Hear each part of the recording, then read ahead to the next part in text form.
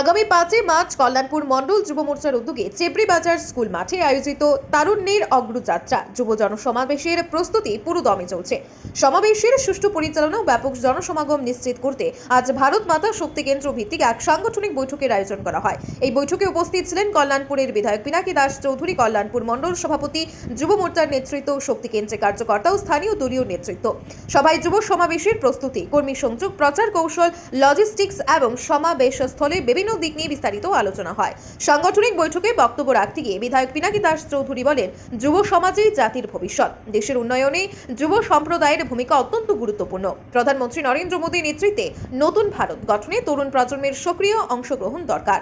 তাই এই যুব সমাবেশ কেবল একটি সাধারণ জমায়েত নয়, বরং এটি হবে ভবিষ্যতের শক্তিশালী সংগঠন গঠনের অনুপ্রেরণা। তিনি আরো বলেন, ত্রিপুরায় যুব সমাজকে রাজনৈতিকভাবে সচেতন ও সংগঠিত করতে বিজেপির যুব মোর্চা নিরলসভাবে কাজ করছে। আগামী 5 মার্চের যুব জনসমাবেশ তারুণ্যের শক্তিকে একত্রিত করে একটি নতুন দিশা দেখাবে। সভার আলোচনায় যুব মোর্চার নেতারা জানান, সমাবেশকে সফল করতে অঞ্চল ভিত্তিক দায়িত্ব বন্টন করা হয়েছে। বিভিন্ন শক্তি কেন্দ্র, বুথ কমিটি ও স্থানীয় সংগঠনকে সমাবেশে ব্যাপক জনসমাগম নিশ্চিত করতে নির্দিষ্ট লক্ষ্য প্রদান করা হয়েছে। সামাজিক মাধ্যমে প্রচার, পোস্টার ও ব্যানার লাগানো, বাড়ি বাড়ি গিয়ে জনসংযোগ, বাইক র্যালির মতো একাধিক কর্মসূচির মাধ্যমে প্রচার অভিযান চালানো হবে।